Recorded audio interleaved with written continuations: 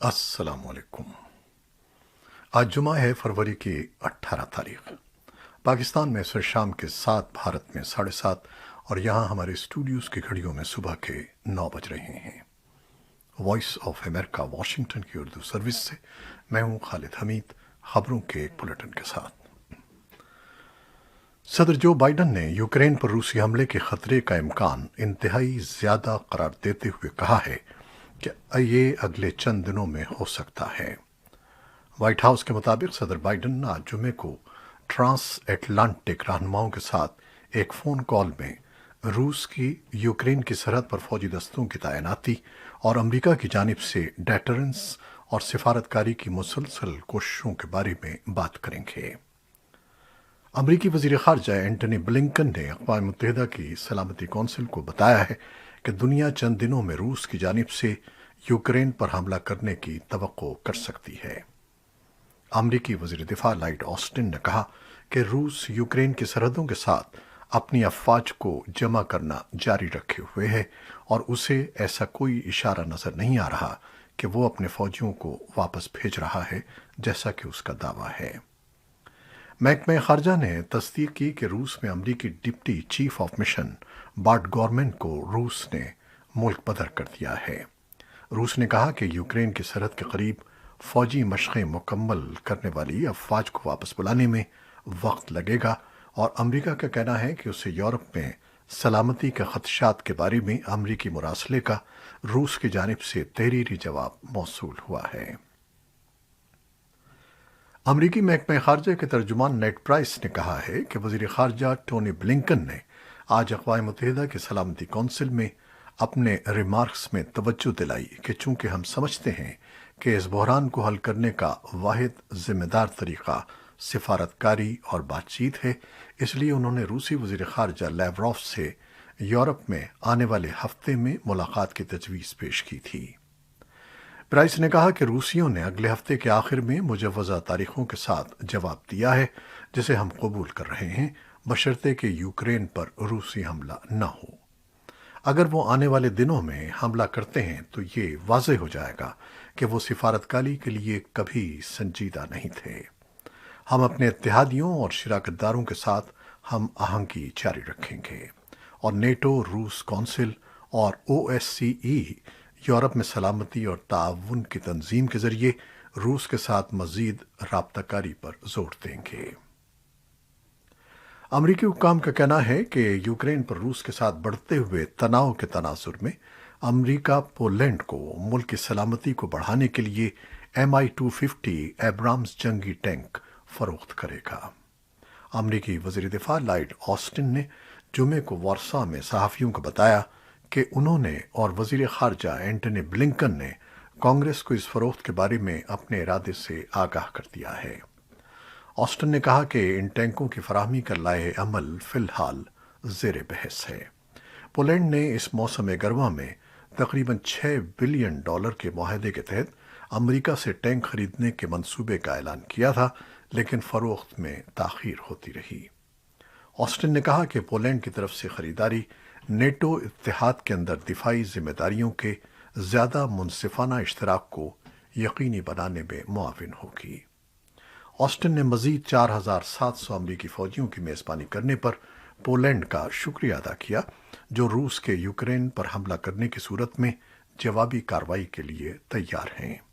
اس ماہ کے شروع میں صدر جو بائیڈن کے اضافی تعیناتی کے احکامات کے بعد پولینڈ میں امریکی فوجیوں کی تعداد 9 سے 10,000 کے درمیان ہے۔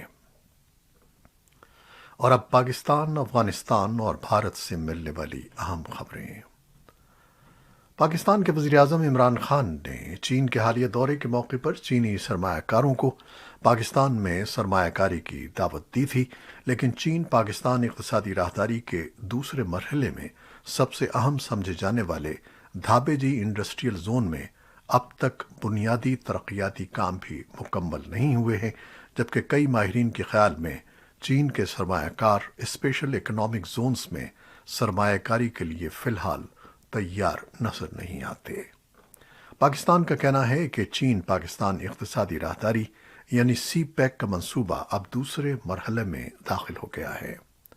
پہلے مرحلے میں انفراسٹرکچر کی تعمیر کا کام مکمل ہونے کے بعد دوسرے مرحلے میں ملک میں نئی صنعتیں لگائی جائیں گی، جس سے حکومت کے دعوے کے مطابق ملک کی معاشی حالت بدل جائے گی۔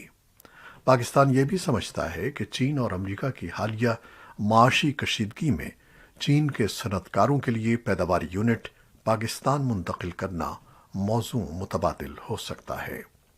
پاکستان اور چین دونوں کا کہنا ہے کہ سی پی کے تحت ملک میں 62 ارب ڈالرز کے نئے منصوبے بنائے جا رہے ہیں، جن میں توانائی، سڑکیں، بندرگاہ، ایئرپورٹ کی تعمیر، نئی صنعتیں لگانے اور ریلوے کے جدید خطوط پر استوار کیا جانا بھی شامل ہے۔ وزیر اعظم عمران خان نے حزب اختلاف کی حکومت مخالف تحریک کے جواب میں عوامی رابطہ مہم کا آغاز کرتے ہوئے کہا ہے کہ وہ اپوزیشن کا سامنا کرنے کے لیے تیار ہیں۔ حکومت مخالف تحریک کے اس ماحول میں اتحادی جماعتیں بھی حکومت کی کارکردگی پر عدم اعتماد کرتے ہوئے اپنے تحفظات کا اظہار کر رہی ہیں۔ حزب اختلاف کی جانب سے حکومت مخالف تحریک کے جواب میں حکمراں جماعت نے عوامی رابطہ مہم چلانے کا اعلان کیا تھا، جس سلسلے میں جمعے کو منڈی بہاؤالدین میں پہلا جلسہ عام منعقد کیا گیا۔ عمران خان نے جلسے سے خطاب کرتے ہوئے کہا کہ انہوں نے پاکستان کو فلاحی ریاست بنانے کا عزم کر رکھا ہے۔ افغانستان کے صوبے پنجشیر کے ذرائع کا کہنا ہے کہ گزشتہ رات صوبے پنجشیر کے ضلع درہ میں کئی راکٹ گرائے گئے۔ ایک ذریعے نے نام ظاہر نہ کرنے کی شرط پر وائس آف امریکہ کو بتایا کہ راکٹ قومی مزاحمتی محاذ کی طرف سے داغے گئے جو درہ ضلع کے مرکز کے ارد گرد گرے، لیکن کوئی جانی نقصان نہیں ہوا۔ رہائشیوں نے بتایا کہ کل رات کے حملے میں طالبان فورسز کا ایک رکن زخمی ہوا اور طالبان کی ایک گاڑی بھی حملے میں تباہ ہو گئی۔ طالبان کے صوبائی حکام نے حملے کی تصدیق کی ہے، لیکن تفصیلات نہیں بتائیں۔ Afghanistan chambers of commerce and investment کے عہدیداروں اور نمائندوں نے جمعرات کو اپنے پاکستانی ہم منصبوں اور حکام کے ساتھ تجارتی مسائل پر بات کرنے کے لیے پاکستان کا دورہ کیا۔ افغانستان کے لیے پاکستان کے خصوصی ایلچی محمد صادق نے ٹویٹ کیا کہ دونوں اطراف کے تاجروں اور سرمایہ کاروں کے ساتھ Pakistan Afghanistan joint chamber of commerce and industry کے اجلاس میں بات کی گئی۔ کاروبار میں آسانی اور سرمایہ کاری کے لیے سازگار ماحول پیدا کرنے سے متعلق امور پر بھی تبادلہ خیال ہوا۔ احمد آباد کی ایک خصوصی عدالت نے سن 2008 میں احمد آباد میں ہونے والے سلسلے وار بم دھماکے کے معاملے میں 49 میں سے 38 ملزموں کو سزائے موت اور 11 کو عمر قید کی سزا سنائی ہے۔ بھارت میں یہ پہلا موقع ہے کہ جب کسی ایک معاملے میں اتنے زیادہ افراد کو بیک وقت سزائے موت سنائی گئی ہے۔ اب اس فیصلے کو توثیق کے لیے گجرات ہائی کورٹ میں پیش کیا جائے گا۔ خصوصی جج اے آر پٹیل نے بم دھماکوں میں ہلاک ہونے والوں کے لواحقین کو 1-1 لاکھ روپے دینے کا حکم دیا، جبکہ سنگین طور پر زخمی ہونے والوں کو 50,000 اور معمولی زخمیوں کو 25,000 روپے بطور معاوضہ دیے جائیں گے۔ خصوصی جج نے 8 فروری کو 49 ملزموں کو بم دھماکوں کا قصوروار قرار دیا اور 28 کو بری کر دیا تھا۔ 26 جولائی سن 2008 کو احمد آباد کے مختلف مقامات پر 70 منٹ کے وقفے میں 22 بم دھماکے ہوئے تھے، جن میں 56 افراد ہلاک اور تقریباً 200 زخمی ہو گئے تھے۔ پولیس نے دعویٰ کیا تھا کہ بعض میڈیا اداروں میں ای میل کر کے کالعدم تنظیم انڈین مجاہدین نے ان حملوں کی ذمہ داری قبول کی تھی۔ ملزموں کو قانونی امداد فراہم کرنے والی جمعیت علماء ہند کی قانونی کمیٹی مہاراشٹر کے سربراہ مولانا گلزار اعظمی نے وائس آف امریکہ سے ممبئی سے بذریعہ فون گفتگو کرتے ہوئے کہا کہ خصوصی عدالت نے جو فیصلہ سنایا ہے، ہم اس کی نقل کا انتظار کر رہے ہیں۔ نقل ملنے کے بعد فیصلے کا مطالعہ کیا جائے گا اور اس کو اعلیٰ عدالت میں چینج کیا جائے گا۔ جمعیت علماء ہند کے صدر مولانا ارشد مدنی نے کہا کہ خصوصی عدالت کا فیصلہ ناقابل قبول ہے۔ جمعیت علماء ہند اس فیصلے کو گجرات ہائی کورٹ اور سپریم کورٹ میں چیلنج کرے گی۔ اس معاملے میں وہ ملک کے نامور وکلاء کی خدمات حاصل کریں گے اور ان کے مقدمات مضبوط سے لڑے جائیں گے۔ انہوں نے کہا کہ ہمیں پورا یقین ہے کہ اعلیٰ عدالت سے ان نوجوانوں کو انصاف ملے گا۔ انہوں نے کہا کہ ایسے متعدد معاملے ہیں جن میں نچلی عدالتوں نے سزائیں سنائیں، مگر جب وہ معاملے اعلیٰ عدالت میں گئے تو وہ فیصلے کالعدم کر دیے گئے۔ ان کے مطابق گجرات کے اکشردھام مندر حملہ معاملے میں نچلی عدالت نے مفتی عبد القیوم سمیت 3 افراد کو پھانسی اور 4 لوگوں کو عمر قید کی سزا دی تھی۔ گجرات ہائی کورٹ نے بھی اس فیصلے کو برقرار رکھا تھا، لیکن جب اسے سپریم کورٹ میں چیلنج کیا گیا تو یہ سارے لوگ نہ صرف باعزت بری ہوئے بلکہ ان لوگوں پر دہشت گردی کا الزام لگانے پر عدالت نے گجرات پولیس کی سخت سرزنش بھی کی تھی۔ ایران کے رہبر اعلیٰ نے جمعرات کو اس عزم کا اظہار کیا کہ ان کا ملک اپنے سویلین جوہری پروگرام کی ترقی کو تیز کرے گا، جبکہ ویانا میں بڑی عالمی طاقتیں تہران کے تاریخی جوہری معاہدے کو بحال کرنے کے لیے حساس مذاکرات جاری رکھے ہوئے ہیں۔ آیت اللہ خامنائی نے جمعرات کو ایک ٹیلی ویژن تقریر میں ایران کے لیے جوہری توانائی کی اہمیت پر زور دیا اور ایک بار پھر زور دے کر کہا کہ انہیں جوہری ہتھیاروں میں کوئی دلچسپی نہیں ہے۔ خامنئی کے ریمارکس کا مقصد واضح طور پر ویانا مذاکرات میں شامل ممالک کے لیے ایک پیغام دینا تھا۔ سابق صدر ڈونلڈ ٹرمپ نے اس معاہدے کو تقریباً 4 سال قبل ترک کر دیا تھا، جس کے تحت ایران کو اپنے جوہری پروگرام پر روک لگانے کے بدلے پابندیوں میں نرمی کی گئی تھی۔ امریکی سینٹ نے ہفتے کے آخر میں حکومتی شٹ ڈاؤن کو روکنے کے لیے صدر جو بائیڈن کو ایک بل بھیج دیا ہے۔ یہ اقدام 11 مارچ تک اداروں کے اخراجات پورے کرے گا۔ قائدین امید کرتے ہیں کہ دو طرفہ معاملات طے کرنے والوں کو وفاقی اداروں کی مالی معاونت کا موسم خزاں تک سمجھوتا طے کرنے کے لیے کافی وقت مل جائے گا۔ موجودہ قانون سازی کے بغیر وفاقی اخراجات کی مدت ہفتے کو ختم ہو جاتی۔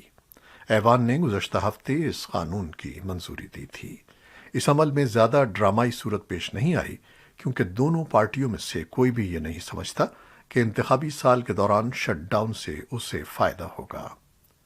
سینٹ نے حتمی منظوری سے پہلے ریپبلکن ترامیم کو مسترد کر دیا، جس میں وفاقی ویکسین مینڈیٹ کو روک دیا گیا تھا اور ویکسین مینڈیٹ والے اسکولوں کے لیے وفاقی فنڈز روک دیے گئے تھے۔ کورونا کی صورتحال۔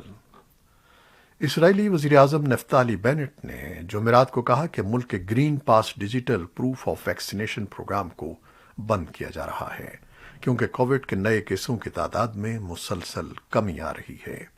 بینٹ نے صحت کے حکام سے ملاقات کے بعد پروگرام کے اختتام کا اعلان کیا۔ انہوں نے کہا کہ اسرائیل میں اومیکرون لہر کو ختم کر دیا گیا ہے اور کرونا وائرس کی پابندی میں اضافی کمی جلد ہی کی جا رہی ہے۔ جاپان نے جمعرات کو اعلان کیا کہ وہ ملک میں داخل ہونے والے لوگوں کی تعداد میں اضافہ کر کے اور قرنطینہ کی پابندی کو کم کر کے سرحدی کنٹرول کو کم کرے گا۔ جاپان پر تنقید کی جا رہی تھی کہ اس کی موجودہ پالیسی غیر سائنسی ہے۔ وزیر اعظم فومیو کیشیدا نے ٹوکیو میں صحافیوں کو بتایا کہ 1 مارچ سے ملک میں یومیہ داخلے کی حد 3500 سے بڑھا کر 5000 کر دی جائے گی، جن میں جاپانی شہری اور غیر ملکی باشندے شامل ہیں۔ امریکہ کی واشنگٹن یونیورسٹی کے ایک محقق نے کہا ہے کہ امریکہ میں کووڈ انفیکشن کی قسم اومیکرون میں ہونے والے اضافے کے علاوہ ویکسینیشن کی بلند شرح نے 73% امریکی باشندوں میں اومیکرون کے خلاف مدافعت پیدا کر دی ہے۔ وائٹ ہاؤس کی کرونا وائرس ریسپانس ٹیم کی بریفنگ کے دوران کوآرڈینیٹر جیف زینٹس نے کہا کہ ہر 4 میں سے 3 امریکی بالغوں کو مکمل طور پر ویکسین لگائی گئی ہے، جبکہ 2/3 اہل بالغوں نے اپنا بوسٹر شاٹ حاصل کر لیا ہے۔ امریکہ میں صحت عامہ کے نگراں ادارے centres for disease control and prevention کی حالیہ تحقیق کے مطابق وہ بچے جن کی ماؤں نے حمل کے دوران ویکسین کی 2 خوراکیں لگوائی ہوں، ایسی ماؤں کے نوزائیدہ بچوں کی پیدائش کے بعد 6 ماہ تک وبا سے متاثر ہو کر اسپتال میں داخل ہونے کے امکانات 60% تک کم ہو جاتے ہیں۔ CDC نے تجویز کیا ہے کہ وہ تمام خواتین جو حاملہ ہیں یا بچے کو دودھ پلا رہی ہیں یا بچے کی پیدائش کی منصوبہ بندی کر رہی ہیں، وہ کرونا وائرس سے بچاؤ کی ویکسین لگوائیں۔ CDC کے مطابق وبا سے متاثر ہونے کی وجہ سے پیچیدگیاں بڑھ جاتی ہیں، جن میں قبل از وقت پیدائش یا دوران زچگی بچے کی موت شامل ہے۔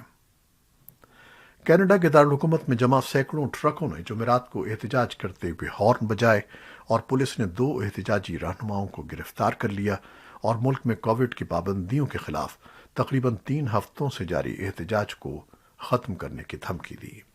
اوٹاوا میں تناؤ بڑھتا دکھائی دے رہا ہے کیونکہ جمعرات کو پارلیمنٹ ہل کے قریب پولیس سے بھری بسیں پہنچ گئی ہیں۔ شہر کے نگراں پولیس سربراہ کا کہنا ہے کہ کارروائی قریب ہے۔ کراچی میں نامعلوم افراد نے فائرنگ کر کے مقامی ٹی وی چینل سما سے وابستہ صحافی اطہر متین کو قتل کر دیا ہے۔ 42 سالہ اطہر 2 بیٹیوں کے باپ تھے۔ سما ٹی وی کے مطابق فائرنگ کا واقعہ نارتھ ناظم آباد میں 5 اسٹار چورنگی کے قریب اس وقت پیش آیا جب اطہر متین اپنے بچوں کو اسکول چھوڑ کر واپس آ رہے تھے۔ پولیس کا کہنا ہے کہ ابتدائی معلومات کے مطابق واقعہ ڈکیتی کے دوران پیش آیا، تاہم واقعے کی مختلف پہلوؤں سے تحقیقات کی جا رہی ہے۔ سما کے مطابق senior superintendent police central Rana معروف کا کہنا ہے کہ موٹر سائیکل سوار مسلح ملزمان ایک شہری کو لوٹ رہے تھے کہ اس موقع پر اطہر متین نے واردات ناکام بنانے کی غرض سے اپنی گاڑی سے ملزمان کی موٹر سائیکل کو ٹکر مار دی۔ وزیراعظم عمران خان نے اطہر متین کے قتل کی مذمت کرتے ہوئے حکام کو ایک بیان میں ہدایت کی ہے کہ ملزمان کو کیفر کردار تک پہنچانے کی ہر ممکن کوشش کی جائے۔ یہ تھیں وہ خبریں جو فیس بک لائیو پر ہم نے آپ کے لیے پیش کی۔ ہماری ویب سائٹ، یوٹیوب اور پوڈ کاسٹ پر یہ بلیٹن پوسٹ کر دیا جاتا ہے، جسے آپ بعد میں بھی دیکھ سکتے ہیں یا سن سکتے ہیں۔ آپ ہمارے بلیٹن کو شیئر کرتے ہیں اور اپنے کمنٹس میں اپنی محبتوں اور دعاؤں کا اظہار کرتے ہیں، جس کے لیے ہم آپ کے فرداً مشکور ہیں۔ اپنے ان محبتوں کو جاری رکھیے گا۔ خالد حمید اب اجازت چاہتا ہے۔ اللہ حافظ۔